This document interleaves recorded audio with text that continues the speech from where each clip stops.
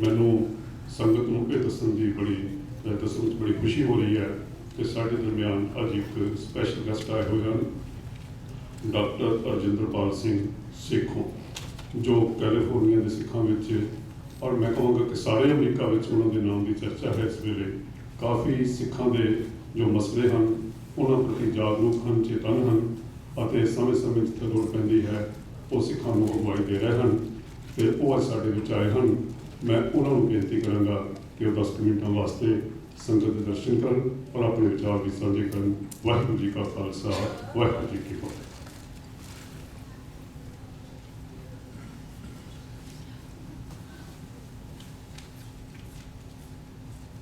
धन धन श्री गुरु ग्रंथ साहब की हजूरी च बैठी गुरु प्यारी साध संगत जी, आओ फतेह सांझी करिए। वाहिगुरू जी का खालसा, वाहिगुरू जी की फतेह। I know my kids don't understand Punjabi very well. I speak in English. First of all, let me introduce myself to you. I'm a medical doctor by profession. I specialize in pulmonary medicine and critical care medicine. Along with that, I'm a graduate from a law school, and I'm a colonel in the United States Army.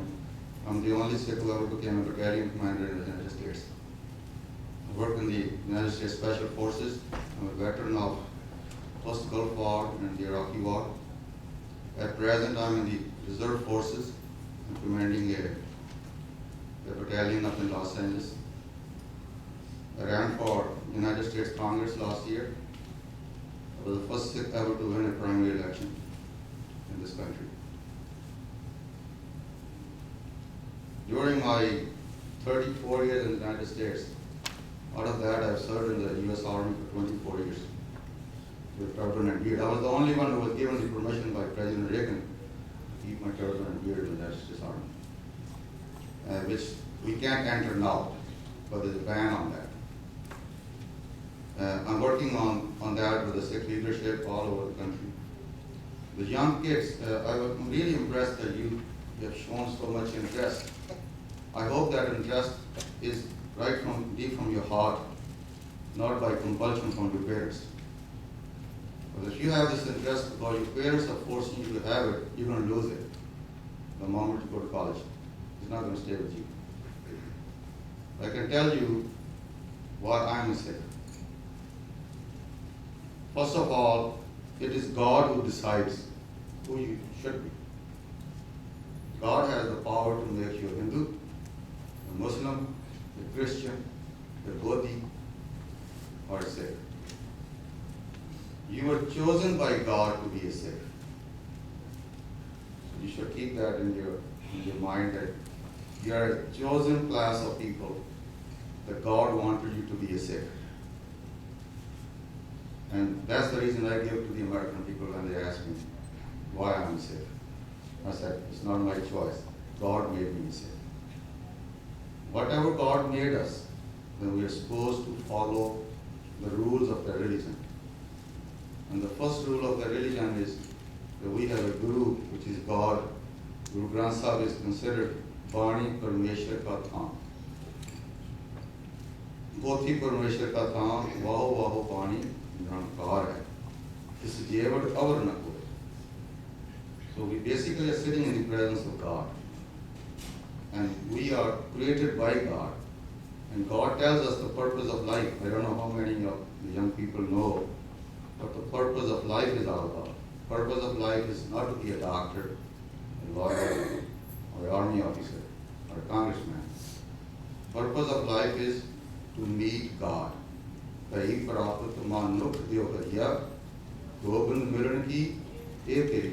is the chance given to you to meet God. And then Gurbani Bhagat say, Ab ki baar baksh bande ko, baar na hoy go fera. I don't want to come again and again. Forgive me this time and let me meet God this time. And Guru Gobind Singh says, Jo Prabhu ko milu doj hai, khoj shabd mein. Guru Granth Sahib has a way which we can search and find to meet God. That's why it's very essential for you to learn Gurumukhi, the alphabet, we call it Punjabi, actually it's a Gurumukhi, Guru made it. And once you know the alphabet, you'll be able to read and understand and research that particular stuff which will make your communication with God and you'll meet God while you're living. You don't have to die to go to heaven. You can actually create your heaven right here once God becomes your friend. Then you can talk to God, because Guru Sahib says, Bhagat Sang Rab Goshat Kar hai, that God talks to his followers. But only, you all read that, I heard it, all of you were listening. Jin prem kiyo, tin hi prabhu payo. So that love is very essential, because the first important thing in our Gurbani is Hukum Rajai Chalana, Nanak Likhya Na. That's the first thing we do in the army. The first thing they teach us in the boot camp is to obey orders. You know, and that's the most important thing. If a person does not obey order, you think he can become a good soldier? He never become a good soldier. And similarly, if a Sikh does not follow the orders of the Guru, he cannot become a good Sikh.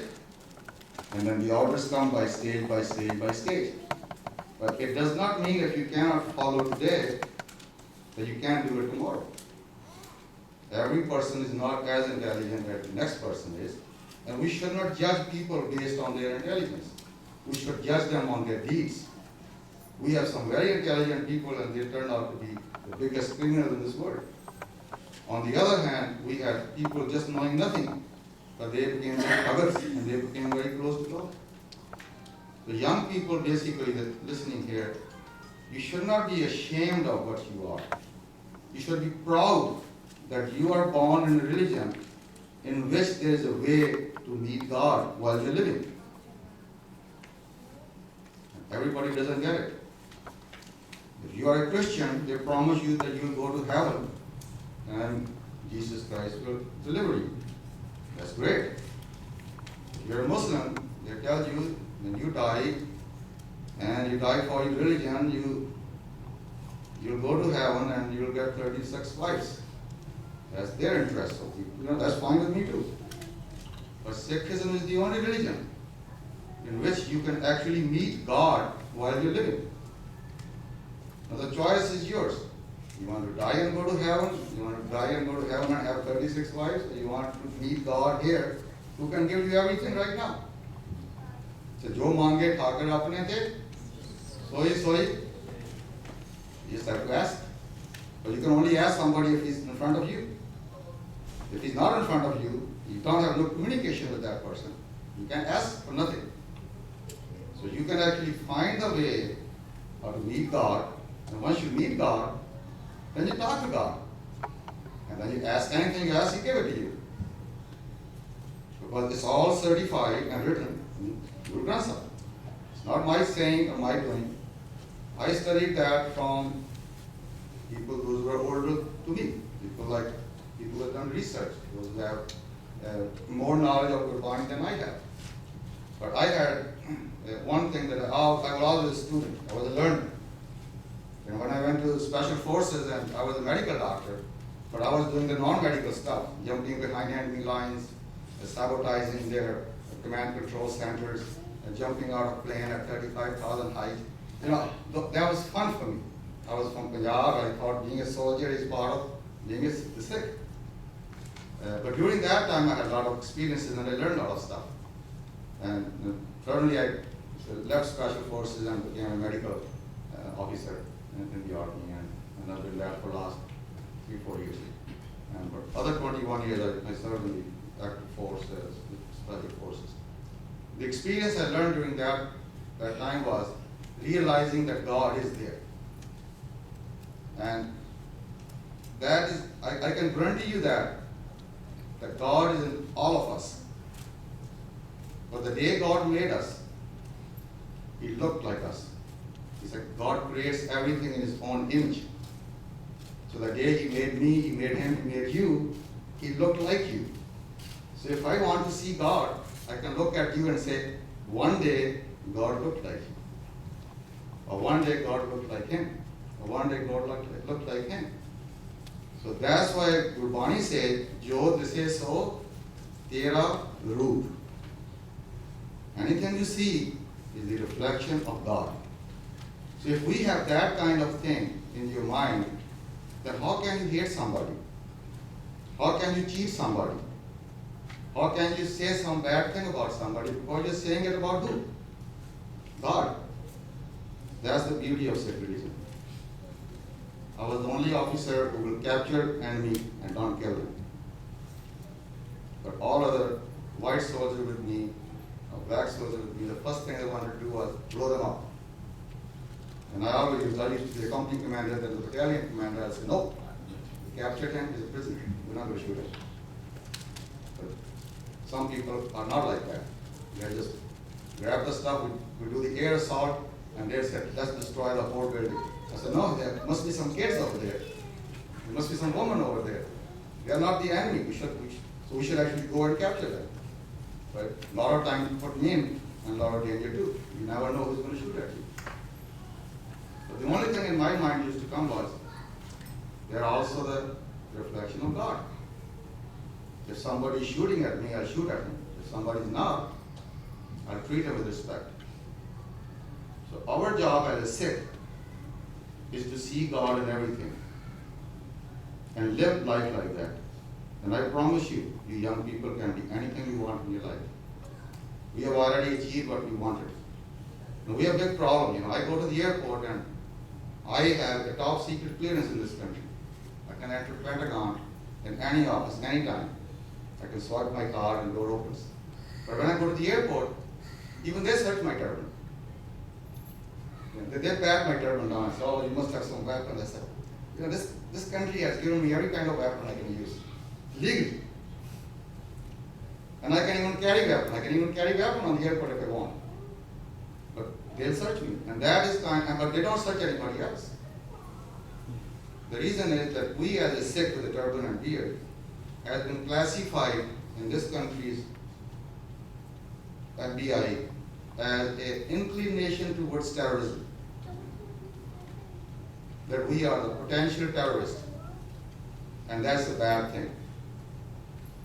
And that's why they pick us on every issue. And that was the reason that last year I ran for the United States Congress.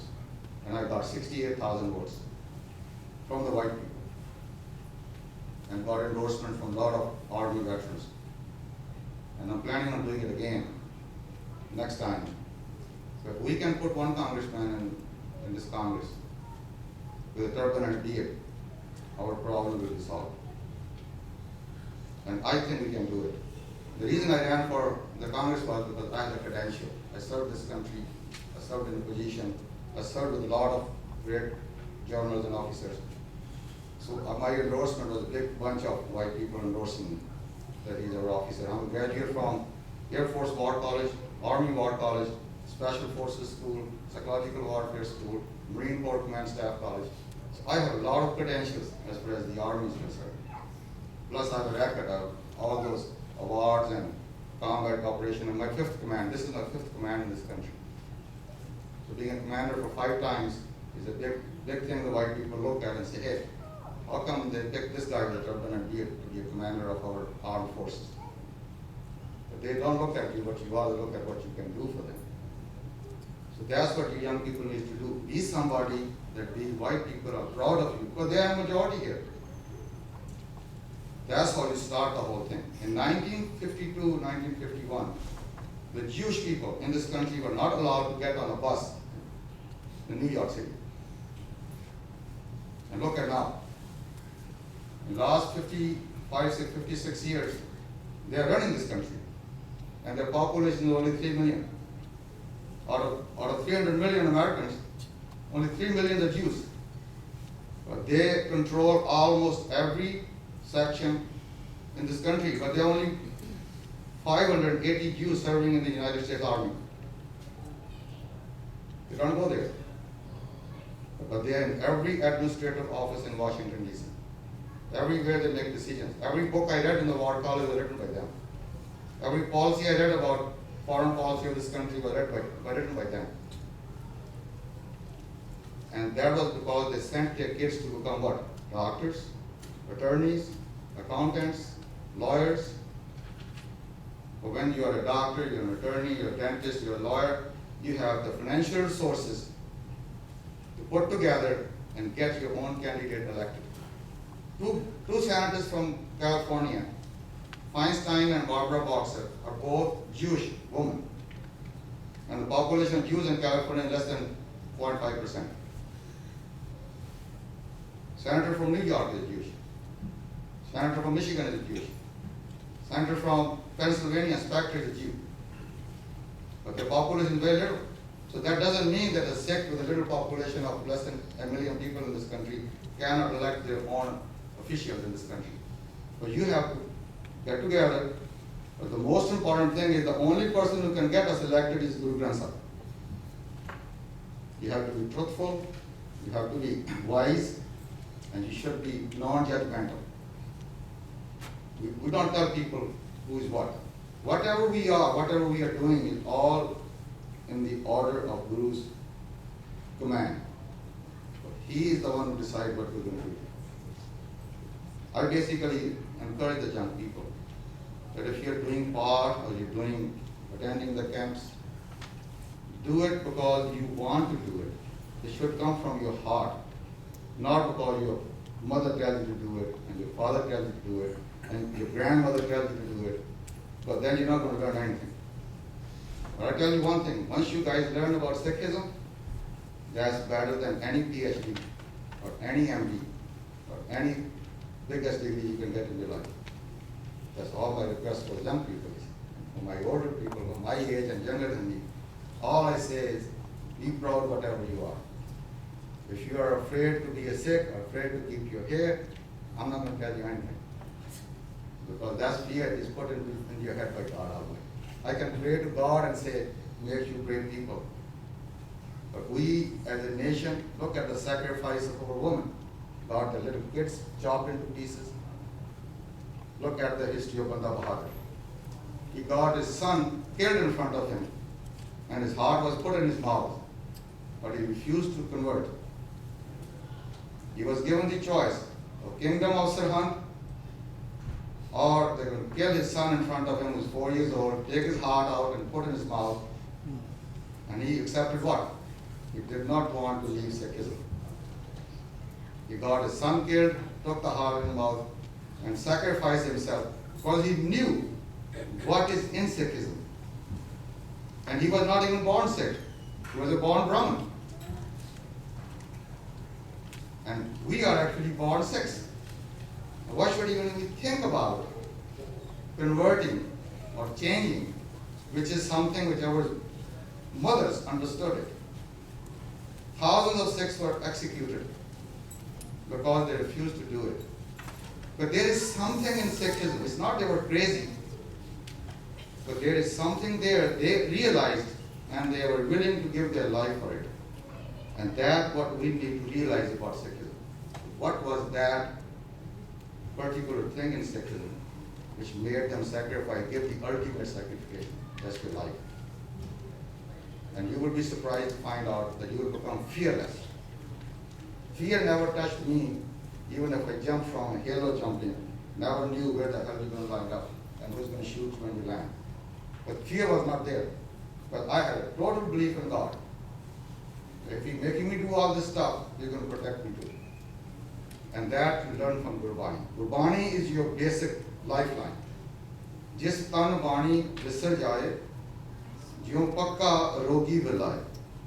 The person who does not read and follow Gurbani is just like the guy suffering with cancer. I'm not saying it. Guru Sahib said it. And that's the beauty of coming to the Sangat, sharing the thoughts. And I'm sorry if I hurt anybody. If you have any question, I'll meet you outside because here, the president is the God. Vaheguru Ji Ka Khalsa.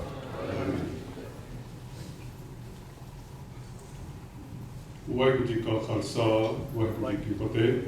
ਸਾਧ ਸੰਗਤ, ਮੈਂ Tampa Bedi ਸਾਧ ਸੰਗਤ ਦੇ behalf ਤੇ doctor Sekhon ਜੀ ਦਾ ਬਹੁਤ ਬਹੁਤ ਧੰਨਵਾਦ ਕਰਦਾ ਹਾਂ ਕਿ ਉਹਨਾਂ ਨੇ ਇੱਥੇ ਆਉਣ ਲਈ ਸਮਾਂ ਕੱਢਿਆ ਹੈ, ਸੰਗਤ ਦੇ ਦਰਸ਼ਨ ਕੀਤੇ ਹਨ ਅਤੇ ਇੱਕ ਗੁਰਸਿੱਖ ਦੇ ਰੂਪ ਵਿੱਚ ਆਪਣੇ ਵਿਚਾਰ ਤੁਹਾਡੇ ਨਾਲ ਸਾਂਝੇ ਕੀਤੇ ਹਨ।